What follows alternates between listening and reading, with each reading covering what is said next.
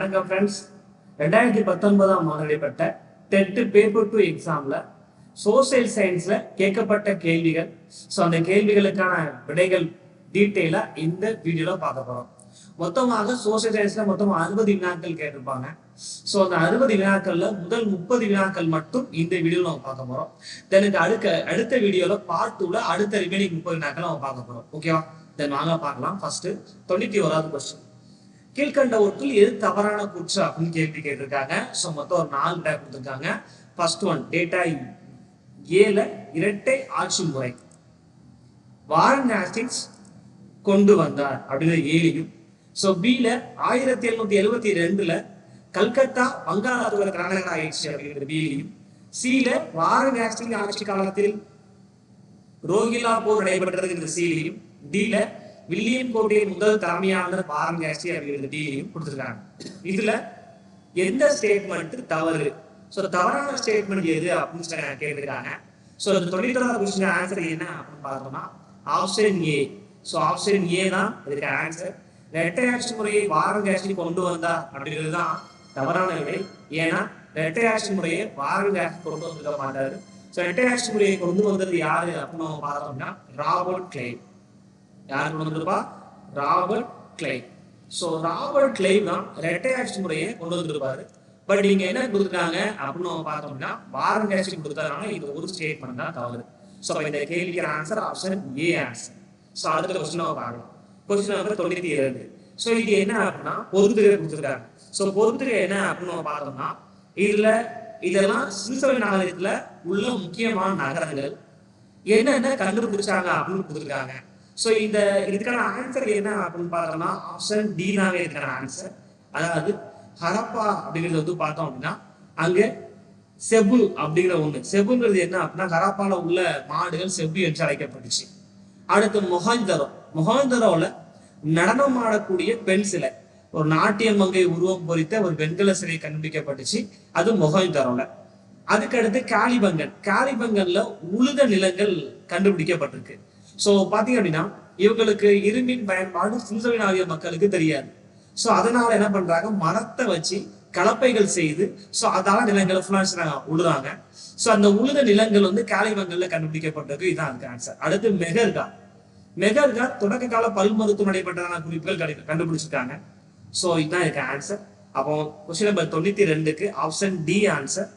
ஹரப்பா, செபு, மொஹஞ்சதாரோ, நடனமாடும் பெண் சிலை, காலிபங்கன், உழுத நிலங்கள், மெகர்கார், தொடக்க கால பல் மருத்துவம். சரிங்களா? சரி, 92வது கொஸ்டின் ஆப்ஷன் டி ஆன்சர். அடுத்து பார்க்கலாம். அடுத்த கொஸ்டின் 93. 93வது கொஸ்டின் பாருங்க. என்னன்னா ராவி நதிக்கரையில இந்தியாவுடைய மூவர்ண கொடி ஏற்றப்பட்ட நாள். ஃபர்ஸ்ட் டைம் இந்தியால ராவி ரிவர் ஓரமா முதலாக எப்ப மூவர்ண கொடி ஏற்றப்பட்டுச்சு அப்படின்னு கேள்வி கேட்டிருக்காங்க. ஆக்சுவலா பார்த்தோம்னா 93வது கொஸ்டினுக்கு என்ன ஆன்சர்னா ஆப்ஷன் பி ஆன்சர். 1929 டிசம்பர் 31ல ராவி நதிக்கரையில இந்தியாவுடைய மூவர்ண கொடி முதல்ல ஏற்றப்பட்டுச்சு. அது லாகூர்ல வச்சு 1929ஆம் ஆண்டு லாகூர்ல காங்கிரஸ் மாநாடு நடக்கும்.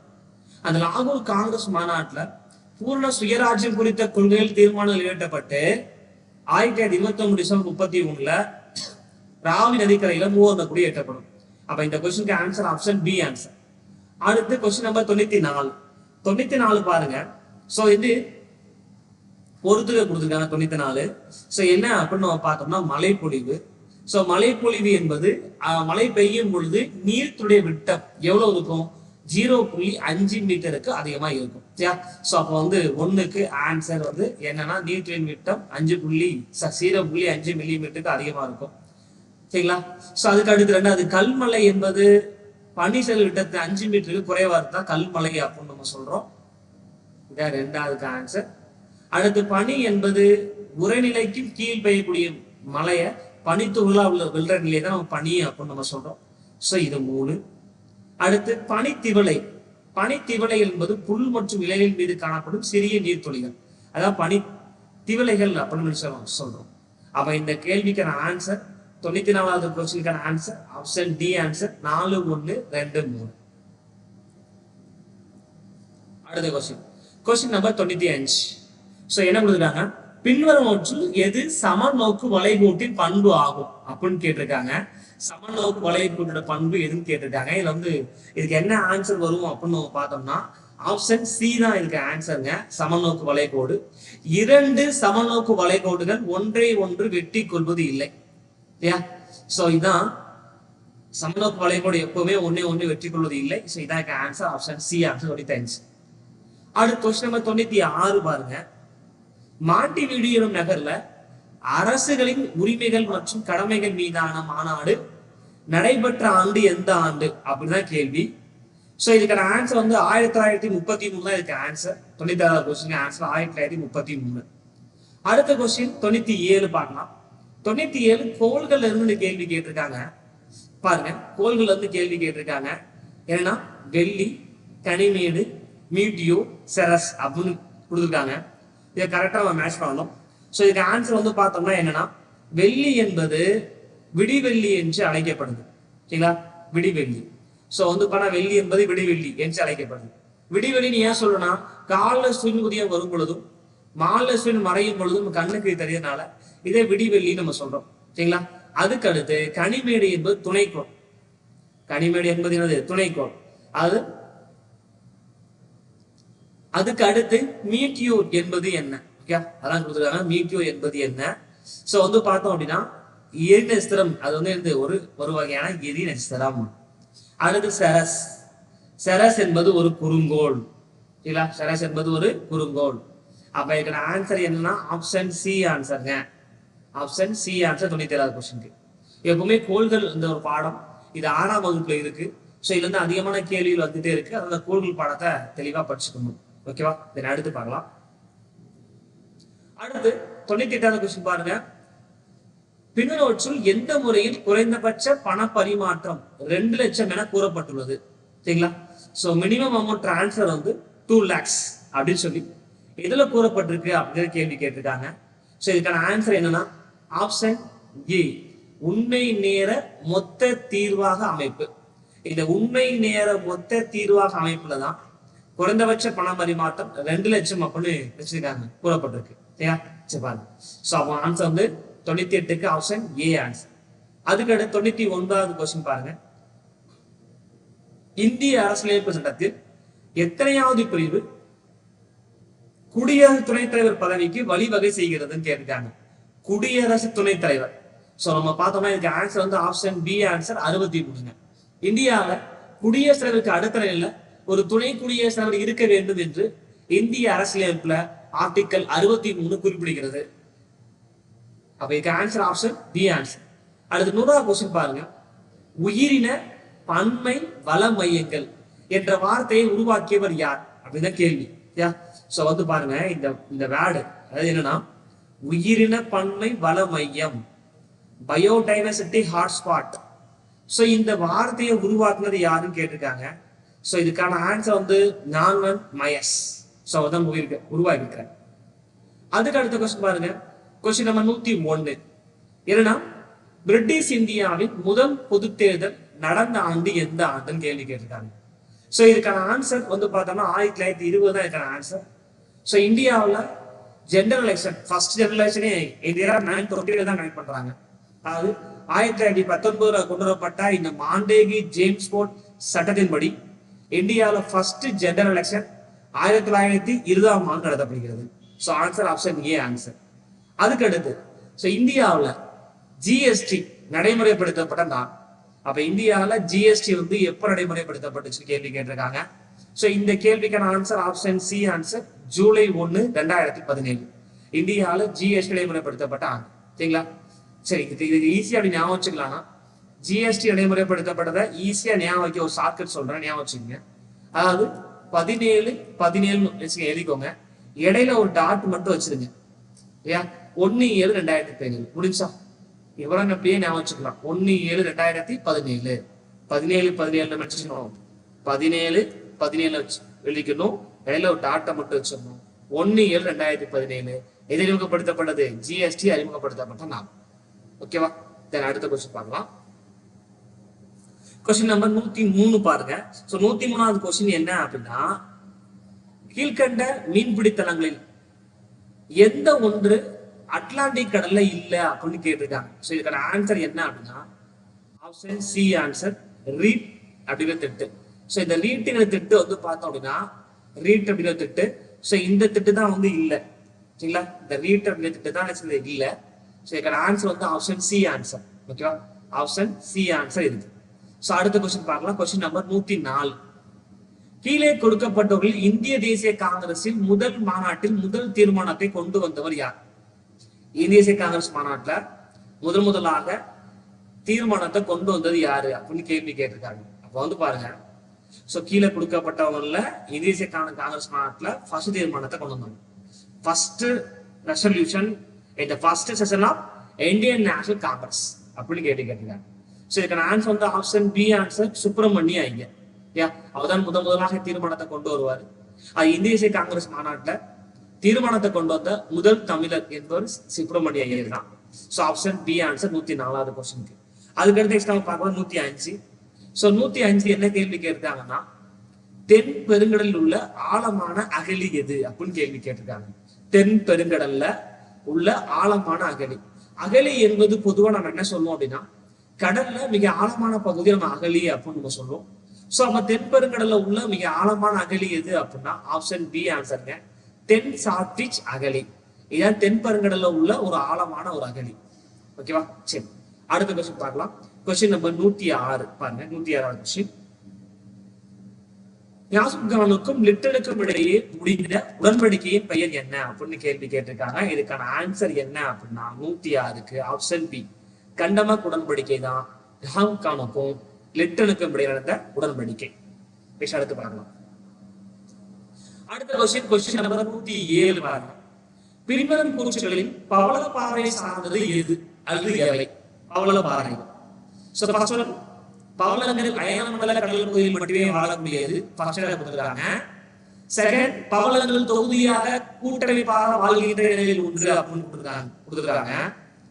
அடுத்து மூணாவது பெரும்பாலும் 10 டிகிரி வடக்கு மற்றும் 10 டிகிரி தெற்காட்சிகளிலே மட்டுமே வாழ்கிறது அப்படின்னு கொடுத்திருக்காங்க. சோ இதுக்கான ஆன்சர் என்ன அப்படின்னா பவளப்பாறைகளை பொறுத்தவரை இதுக்கு வந்து பார்த்தோம்னா ஆன்சர் வந்து 1 மற்றும் 2 சரி. ஆப்ஷன் பி ஆன்சருங்க சரிங்களா. 1 மற்றும் 2 சரி, 3 சரி கிடையாது. ஏன் அப்படின்னு நம்ம பார்த்தா 10 டிகிரி வடக்கு 10 டிகிரி தெற்காட்சி வரை மட்டும் பவளப்பாறைகள் வாழ்றது கிடையாது. சோ அது மட்டும் தவறு, மற்றது ரெண்டுமே கரெக்ட் ஆன்சர். அடுத்த கொஸ்டின் பார்க்க போறோம். Question number 108. தேவை விதியின் விதிவிலக்கை விளக்க சர் ராபர்ட் கிப்பன் டேஷ் பண்டத்தை பயன்படுத்தி உள்ளார். தேவை விதி கொடுத்துருக்காங்க. சோ தேவை விதியுடைய விதிவிலக்கை விளக்க சர் ராபர்ட் கிப்பன் வந்து எந்த பண்டத்தை யூஸ் பண்ணியிருக்காரு? சோ அப்ப வந்து பார்த்தோம்னா இதுக்கு என்ன பண்டத்தை யூஸ் பண்ணியிருக்காரு? ஆப்ஷன் பி ஆன்சருங்க கீழ்நிலை பண்டம். கீழ்நிலை பண்டம் தான் பண்ணியிருக்காரு சர் ராபர்ட் கிப்பன் என்பவர் பயன்படுத்தியிருக்காரு. அடுத்த கொஸ்டின் நம்பர் 109. சோ இது வந்து சில்சவின் நாளிலிருந்து கேட்கப்பட்ட கேள்வி. எந்த பொருட்கள் எந்த பகுதியில கண்டுபிடிக்கப்பட்டிருக்கு அப்படின்னு தான் இது கேள்வி கேட்டிருக்காங்க. சோ 109வது கொஸ்டின் நம்ம பார்ப்போம். சோ பாருங்க, சங்கு என்பது நாகேஸ்வர்ல கண்டுபிடிக்கப்பட்டிருக்கு. நாகேஸ்வர் சங்கு. ஓகேவா. அடுத்து வைடூரியம். சங்கு வந்து நாகேஸ்வர்ல கண்டுபிடிக்கப்பட்டிருக்கு. அடுத்து வைடூரியம் என்ன கண்டுபிடிக்கப்பட்டிருக்குன்னா வைடூரியம் என்பது சாதுகளை கண்டுபிடிக்கப்பட்டிருக்கு. அடுத்து கார்னீலியன் என்பது ஒரு வகையான மணி, அது ராஜஸ்தான்ல கண்டுபிடிக்கப்பட்டிருக்கு. அடுத்து செம்பு என்பது எங்க கண்டுபிடிக்கப்பட்டிருக்கு அப்படின்னு நம்ம பார்த்தோம்னா செம்பு வந்து சாரி இந்த கொஸ்டின் ரிப்பீட் நம்ம பார்த்துடலாம். சோ என்னன்னா சங்கு வந்து பார்த்தோம் அப்படின்னா நாகேஸ்வரில் கண்டுபிடிக்கப்பட்டிருக்கு. அதுக்கடுத்து வைடூரியம் வந்து பார்த்தோம்னா சால்டுகளை கண்டுபிடிக்கப்பட்டிருக்கு. அதுக்கடுத்து கார்னீலியன் அப்படிங்கிறது ஒரு வகையான மணி. இந்த கார் என்பது லோத்தல்ல கண்டுபிடிக்கப்பட்டிருங்க. சரிதான் கரெக்ட். சோ லோத்தல்ல கண்டுபிடிக்கப்பட்டிருக்கு. செம்பு வந்து ராஜஸ்தான்ல கண்டுபிடிக்கப்பட்டிருக்கு. அப்ப இந்த 109வது கொஸ்டினுக்கு வந்து ஆன்சர் பி தான் கரெக்ட். எது answer B answer correct. So அடுத்த கொஸ்டின் நம்ம பார்க்கலாம். Question number 110. 110வது கொஸ்டின் பாருங்க. கீழ்கண்ட முறைகளில் எது நாட்டு வருமானத்தை கணக்கிடும் முறை அல்ல? அதாவது இந்தியால நேஷனல் இன்கம் கால்குலேட் பண்றதுல எதை நம்ம ஃபாலோ பண்ணல அப்படின்னு நம்ம பார்த்தோம்னா இந்த கேள்விக்கான ஆன்சர் ஆப்ஷன் பி பகிர்வு முறை கிடையாது. சோ உற்பத்தி முறையை நம்ம ஃபாலோ பண்றோம், வருமான முறையை நம்ம ஃபாலோ பண்றோம், அதுக்குள்ள செலவின முறையை நம்ம ஃபாலோ பண்றோம். பகிர்வு முறையை ஃபாலோ பண்ணல. ஸோ அப்போ இதுக்கு ஆன்சர் ஆப்ஷன் பி பகிர்வு முறை. அடுத்த கொஸ்டின் 111 பாருங்க. 111 தேசிய பசுமை தீர்ப்பாய சட்டம். தேசிய பசுமை தீர்ப்பாய சட்டம் எந்த ஆண்டு கொண்டு வரப்பட்டது அப்படின்னு கேள்வி கேட்கிற 2010. பல்லுயிர்மை பாதுகாப்பு சட்டம் 2002. சுற்றுச்சூழல் பாதுகாப்பு சட்டம் 1986. வன பாதுகாப்பு சட்டம் 1980. சோ அப்போ கொஸ்டின் நம்பர் 111க்கு என்ன ஆன்சர்னா option C answer. Option C answer. அடுத்த கொஸ்டின் பார்க்கலாம். கொஸ்டின் நம்பர் 112 எது சரியாக பொருந்தி உள்ளது, எது கரெக்டா மேட்ச் பண்ணிருக்காங்க கேள்வி. சோ இதான் தோற்றுவிக்கப்பட்ட கழகங்கள். ஆப்ஷன் ஏல பம்பாய் கழகம் கொடுத்துருக்காங்க. ஆப்ஷன் பில சென்னை சுயசங்கம் கொடுத்துருக்காங்க. அடுத்த ஆப்ஷன் சில பூர்ணா சர்வஜனிக் சபா கொடுத்துருக்காங்க. ஆப்ஷன் டில சென்னை மகாஜன சபை கொடுத்துருக்காங்க. 112வது கொஸ்டினுக்கு என்ன ஆன்சர் அப்படின்னா ஆப்ஷன் சி தான் ஆன்சருங்க. கரெக்டா பொருந்திருக்கு. பூனா சர்வஜனிக் சபா தான் கரெக்ட். சரிங்களா? ஆப்ஷன் சி ஆன்சர் 112க்கு. அடுத்த கொஸ்டின் 113 பாருங்க. இது என்ன, டெல்லி சுல்தான்கள்ல இருந்து கேள்வி கேட்டிருக்காங்க. அது வம்சங்களை காலமுறைப்படி வரிசைப்படுத்துங்க, அது கொரோனாலஜிக்கல் ஆர்டர் வைஸ் என்ன பண்ணுங்க அரேஞ்ச் பண்ணுங்க அப்படின்னு கொடுத்துருக்காங்க. ஸோ கிட்டத்தட்ட 1806 தொடங்கி 1826 வரைக்கும் ஒரு 320 ஆண்டுகள் என்ன பண்றாங்க டெல்லியை தலைமையிடமா வச்சு சுல்தான்கள் என்ன பண்றாங்க ஆட்சி பண்றாங்க. எவ்வளவு வருஷம்? ஒரு 320 வருஷம் டெல்லியை தலைமையிடமா சுல்தான்கள் ஆட்சி பண்றாங்க. இல்ல ஃபர்ஸ்ட் அடிமை வம்சம், ரெண்டாவது கில்ஜி வம்சம், சரிங்களா, மூணாவது பார்த்தோம் அப்படின்னா துக்ளக் வம்சம், நாலாவது சையது வம்சம். இதான் கரெக்டான ஆர்டர். அப்ப இது எந்த ஆப்ஷன் இருக்கு?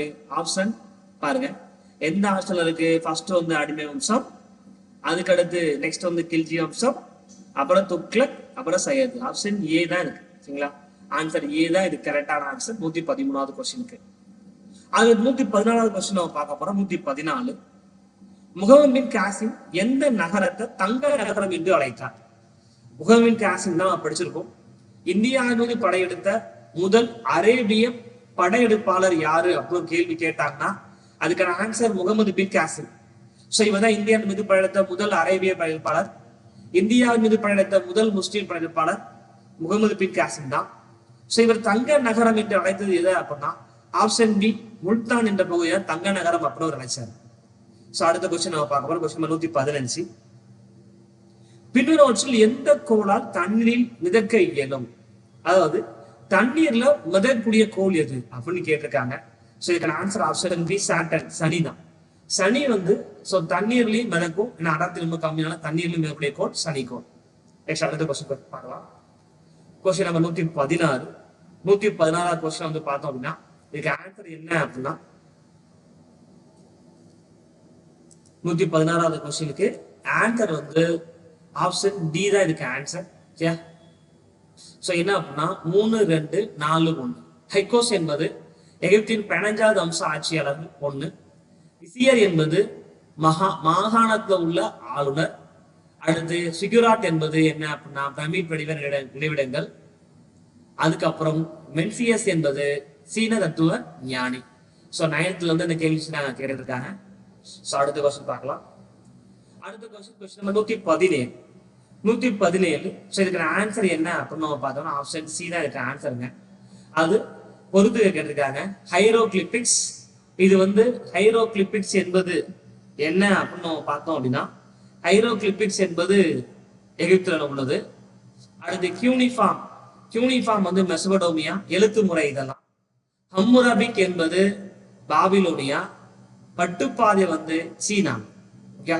ஸோ பார்த்தோம் அப்படின்னா ஆன்சர் ஆப்ஷன் சி ஆன்சர் 2, 1, 4, 3. அடுத்த கொஸ்டின் நம்பர் 118. தவறான இணைகளை அடையாளம் காண்க அப்படின்னு கொடுத்துருக்காங்க. 118 இல்ல தவறானது என்ன அப்படின்னா 3 மட்டும், அதாவது 3 மட்டும் தவறு. சோ மற்றது எல்லாமே கீழ்ப்பழங்கற்கால பண்பாடு, பழங்கற்கால பண்பாடு கரெக்ட், அதே போல இடைக்கற்கால பண்பாடு கரெக்ட், புதிய கால பண்பாடு கரெக்ட். ஆனா இதுல எது மட்டும் தவறு அப்படின்னா மேல் பழங்கற்கால பண்பாடு மட்டும் தவறு. ஆப்ஷன் பி 3 மட்டும் தவறு ஆன்சர்.